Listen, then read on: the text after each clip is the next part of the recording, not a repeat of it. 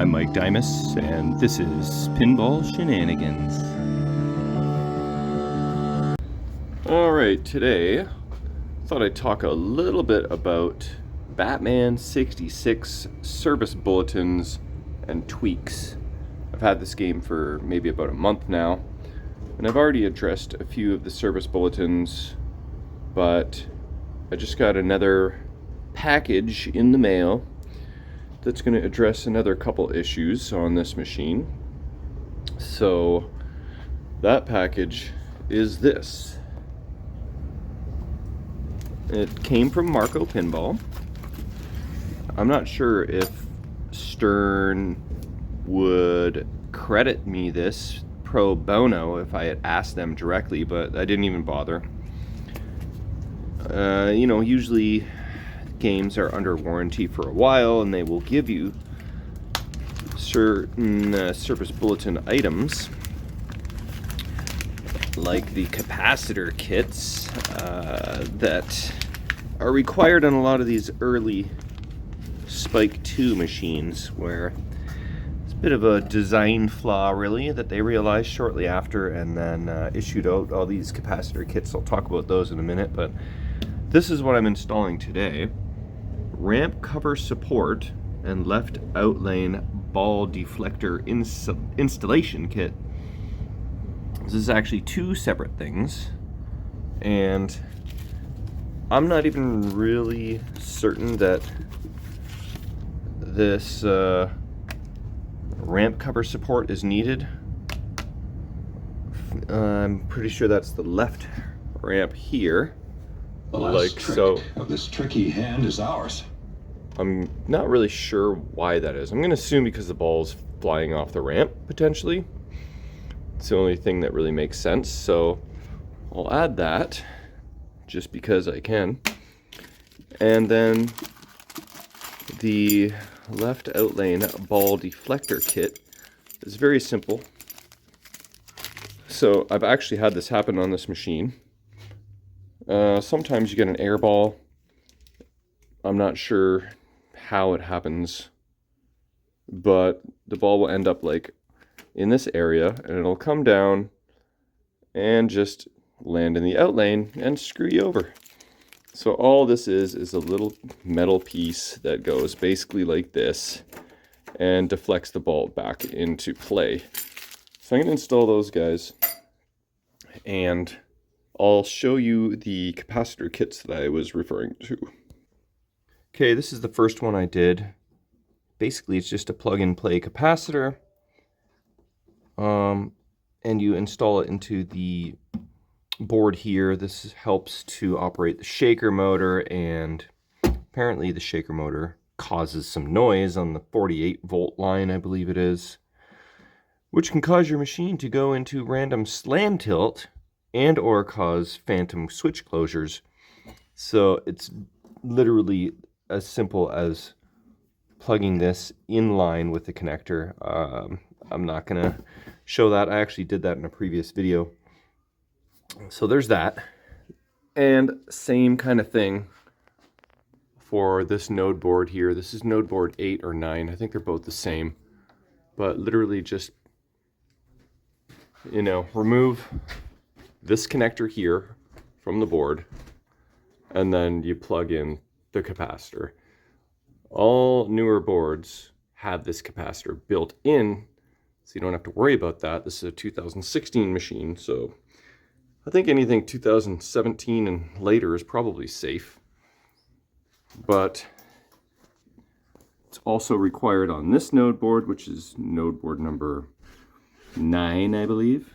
Actually, here's the cap kit right here. Node board 8 is the top, and yeah, node board 9 is the one down there. So those have both been installed. And then also there is I think it's called a stabilization kit that they'll send you for this particular diode here. You're basically just putting in a spacer between these two. I think this is a transistor and this is a diode, and you put it in a spacer and you zip tie it together, and there's your node board stabilization kit. This is something I just mustered out of miscellaneous parts that I had lying around. But what Stern sends you is essentially the exact same thing. So I did that. And again on this guy here.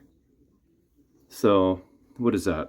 1, 2, 3, 4, 5 separate service bulletin things that I've done already. And then another 2 more to go. So 7 things that need to be addressed on this machine. But yeah, so let's install the other parts now.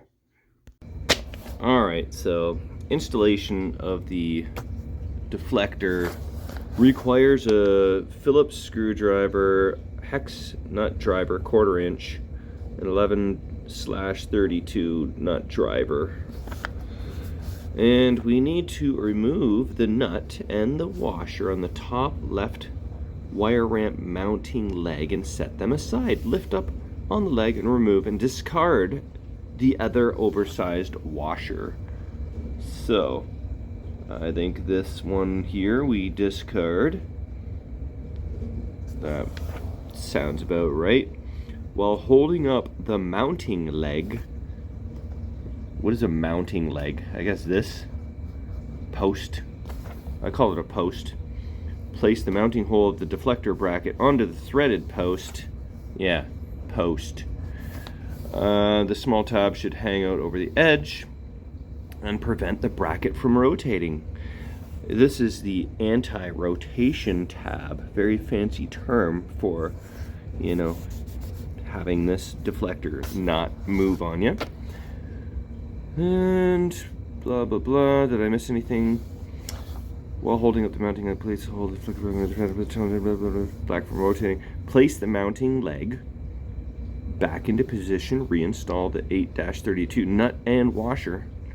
Adjust the ramp position as necessary to keep the exit loop centered over the return lane. Exit loop? What is an exit loop? The return lane, yeah, I get that. It's called the out lane. Return the playfield to its normal playing position. Okay, not so sure. Step 4 is required, but let's get to it. All right, I got my 1/4 inch nut driver and my 11/32 nut driver and my Phillips. I don't know if it's number 2, but I'm ready to go. All right, here we go. This is turning out to be a way more elaborate of a video than I thought it was going to be. Thought I was gonna slap this crap on and call it a day, but I'm really going to town with this one.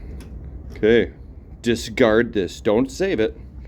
You must discard it and throw it in the trash. Okay, I'm gonna save it just in case.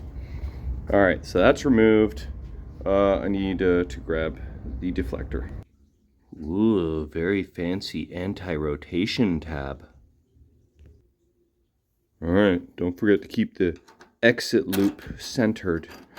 Oh, is that what the exit loop is? I don't know. Exit loop centered over the something or other. Okay, I'm just trying to get my finger to cooperate here with the washer and nut. Okay. What do you need the 1/4 inch nut driver for? Huh? And what do you need the Phillips screwdriver for? That must be pertaining to the ramp plastic, but you know, this looks pretty good to me. There we go. That mod is not mod, but bulletin is addressed.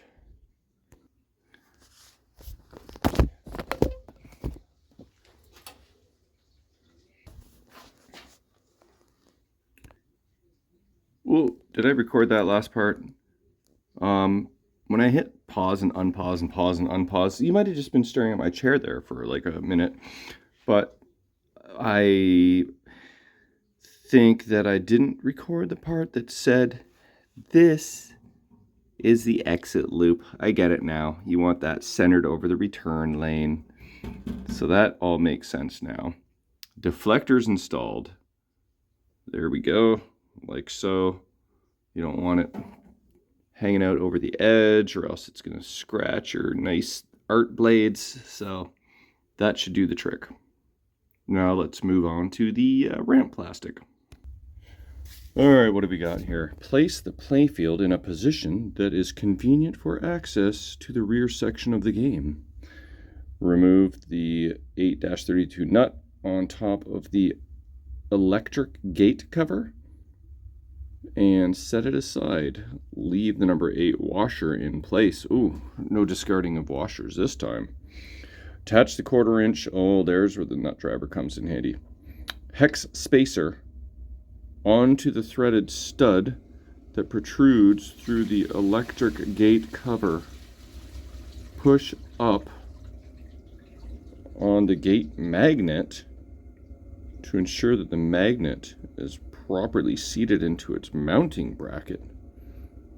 There's a magnet? Let's see. 8-32 nut, washer, hex spacer. Oh, it's like a little solenoid. I call those solenoids that opens and closes the one-way gate there. Okay. And then here is kind of an elaborate extra insert. To show you the breakdown here. Install washer on threaded hex post beneath plastic as shown. Okay, seems simple enough for that side.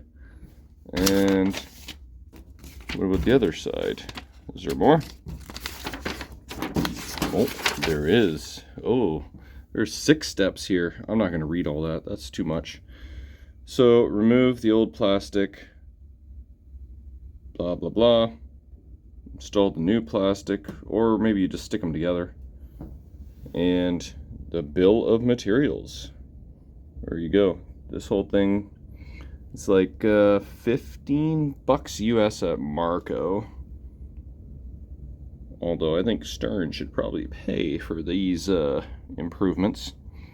Anyway, let's see what we can do with this. Alright, step 1 apparently is removing this nut. There's the electric gate assembly. Alright, you're supposed to leave that washer in place, but my magnetic nut driver took that away. I think this is the next step here. Attach this threaded post. Okay, like so. Whoosh, don't break stuff. I already broke this plastic just smashing my hands around the playfield. I have repaired it, but I better be careful. I'm going to break that again.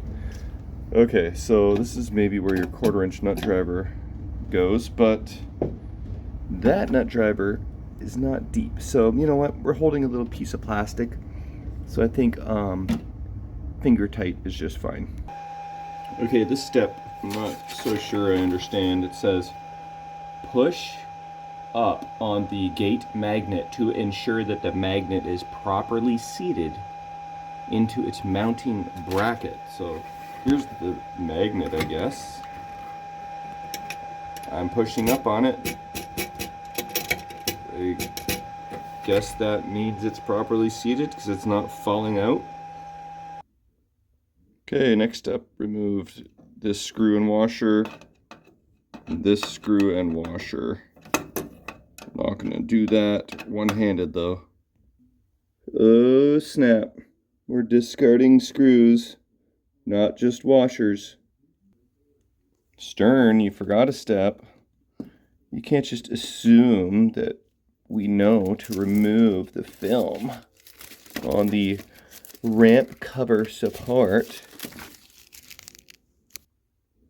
I mean, you feel it necessary to include the instructions to return the playfield to its normal playing position, but you don't say remove the film off both sides of the ramp support plastic. People are going to be very confused, Stern. Alright, time to put this piece in place. This goes like this. let's see. So let's start with putting that there, okay? And then this guy, oh yeah, here we go. Now we have access. Goes here. All right, and then you put this guy back on top. And then stern, oh, there's a little groove there for you to put your wire, like so. And then stern provides a little bit longer of screws for that to go in. All right, stern even provided 2 new washers with these 2 new screws, which means I could technically discard the other 2 washers. All right, looks like this is the last step here. Put in your washer, tighten up your nut, and there we go. All for an extra, what, 5 inches of plastic. So I'm guessing this will help prevent the ball from like flying right into this area. That's the only thing that makes sense to me. And you know, maybe that's happened during a couple games. I can't recall for sure, but I do feel like there has been some balls flying around. So that is very likely that that has actually happened on this game. And for sure, it has launched down here and into the out lane. So those things are now installed. Pretty easy breezy. And now let's test it out. Okay, now for the test. I thought I'd put it in service menu so that stuff wasn't going crazy, tunes weren't blaring, and I get the crane out in the middle. That's going to kind of impede my action a little bit, but let's try this ramp here. I'll try and like launch it hard. Let's try from here. Well, not exactly clean, but that was a pretty solid hit. And seems to be good. Now for the other test. Well, ball deflector definitely deflected the ball, and in a spot that is pretty safe. Kind of hits this plastic here. But that's okay. All right, well, that's it. And there's 7 sort of service bulletins you might want to address if you own a Batman 66 from 2016. And I even managed to do all that without breaking this sign again.